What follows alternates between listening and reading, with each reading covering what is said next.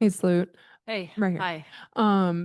You set a record today, all-time Sky leading scorer and also made shots leader as well. And you surpassed your wife in both of those categories. To do that here in only the fourth game of the season to kind of get that record out of the way. One, what does that record mean to you? And two, has there been any conversation between you and Allie competitively about you surpassing her record? Um, well, first, for what it means to me, the most is just my time spent here. Obviously, it take me 1,000 years to do it, but it just I think it just speaks to like the commitment that I made to the Chicago Sky, and their commitment to me as well. They drafted me and let me kind of develop, and it wasn't always easy. We had a lot of tough seasons.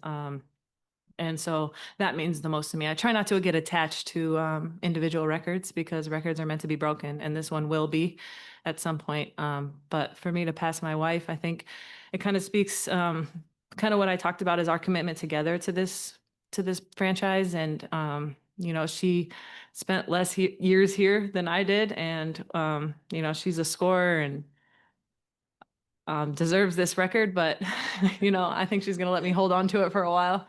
We have some conversations, and it's basically just if anyone's going to beat it, she's glad it's me. But we'll be a 1-2 punch for a while. And then just to get back to the game, in the last 4 minutes, you guys went on a 16-8 run. There was a timeout right before, right around the media timeout. What was said in that timeout for you guys to kind of lock in and come out with the win offensively?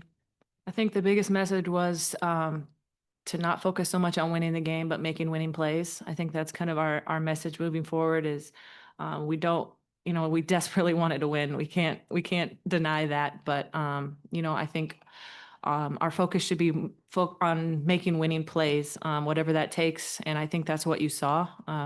People focus. I mean, I think everybody at one point in the fourth quarter probably made a winning type play. And that's what we're going to need every single night. Courtney, going back to the record, I know you said that you don't kind of try to keep track of those things. How aware of that were you coming into tonight? Did you know like which basket it was going to happen on? It didn't seem like the first time they shouted you out on the Jumbotron that you really noticed it. So just kind of what was that like for you? Yeah, I knew going into the game, but I had lost track of how many points I actually had. And so I was unaware until I heard the crowd. And I was like, wait a second. And then I looked up and I saw the camera was on me. So, I knew that the points that I had to get, but I was so focused on the game that, but I think it was a perfect moment, big plays down the stretch, to help us get the win, to get the record would have not been as exciting if we didn't get the win tonight for sure. And then that dagger play that you guys had at the end felt like kind of a snapshot of what Tyler and you and kind of this whole team has described of wanting this team's ethos to be the pick and roll, the way that the bigs were passing, the kick out, like all of that. Just kind of what do you think can be learned about who this guy can be kind of from that play for that dagger shot? Yeah, I think that when we play together, we move the ball and everybody's kind of clicking that we're going to be hard to guard. I think when we focus on just one action, teams can kind of shrink the floor on us, and they've been doing that. I think we got paint touches to sprays, and that was a big play that everybody touched it and it ended up with a big shot aerial. That's what I talk about when I say winning plays.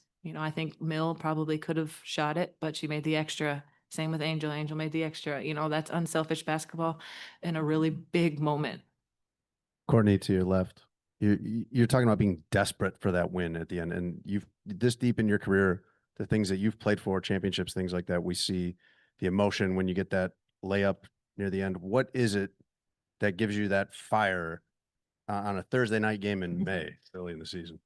I think it's just how much like all of it, the whole story, coming back to the Sky, kind of our struggles early, being back in front of all the Sky fans, a great crowd tonight on a Thursday night. All of those emotions I hate being that person that's so desperate for wins because, it's hard to win in this league. And I've been on teams that like we've had struggles, but like I said, if you're focused on the right things, the winning usually take care of itself. And I think that was kind of all the emotions of the last few weeks, and how much we're really all committed and putting into this. Through it's easy to lose 4 games and 3 games, 4 games, 4, damn.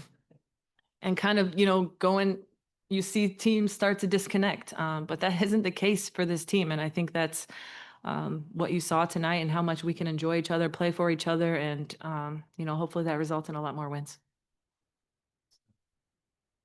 Okay, I know you've already talked about it a little bit, but just talk about in retrospect when you first got to the team, just some of the people that helped you along the way, and then you returning, just how you want to help the future of this team. Yeah. That's a big, all of those reasons, a big reason why I came back, just because of the people that are still here that took a chance on me out of college. And like I said, let me grow, let me develop, really trust in me to lead this team. And a lot of those people are still here. The roster looks a lot different, but those people that really invested in me, the management, front office, all of those, they mean everything to me. And it's really important to me that I leave this place better than when I came. And that's a big reason why I came back. And I think they're doing a great job of building for the future. We got great youth, and I think that I just am glad to be a part of that. Courtney, Tanisha Wright was honored before the game. What has her impact been on you and the team so far? She's been awesome for us. She's a loud voice. She's a winner. She knows how to win in this league. She keeps us all, on the straight and narrow. She's tough, and I love that about her. I mean, we kind of can go back and forth, and she knows that I'll take it, and she's hard on me, and I appreciate that. Being 15 years in the league, to have a coach that really, can hold me accountable. She's very important to this team. Salute, you guys earlier in the season had difficulties of withstanding runs, but what was different for you tonight in that area? Yeah, I think just our focus on making winning plays, getting stops when we really needed it, I think Tyler was great about calling timeouts during those runs and being able to stop the bleeding. And just our connectivity in the huddle, knowing, okay, that's their run. They're a good team. They're teams in this league are always going to make runs, and just being able to withstand it and then turn around and make plays on the offensive end and do it together. We had big people step up at different times all game, and that's huge for us. Salute, I was just wondering, what does it mean to you to have an organization and a league that pays such close attention to issues like the KYAL fund and all the stuff around that?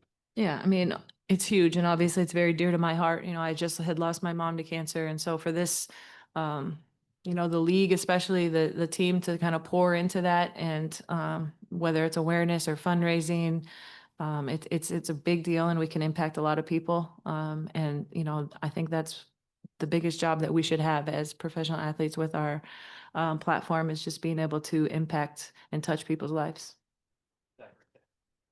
Hey, Salute, what does it mean to you to be able to, not only just, break the record, but also to be able to come out on top, first win of the season, and to be able to do so in dramatic fashion, thrilling back and forth type of game? Yeah, it was a big win for us.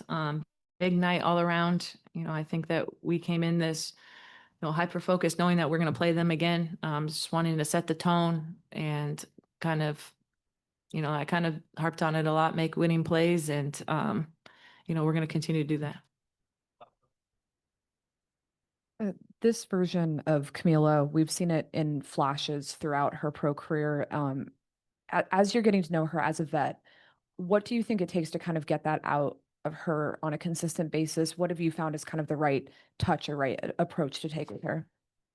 I think she needs to touch the ball a lot. We have to play through her. She likes to feel it, and she's so unselfish. She's a great passer. And I think she understands the game really well. And so we have to play through her more often. Just knowing that, getting the matchups that we like with her. I think she touched on the first 4 or 5 possessions, and that is huge for us, setting the tone, getting paint points. And she also knows when to kick it out, and to have a 6-7 post player like that, she's got to get a lot of touches for us. Thanks, everyone. Thank you.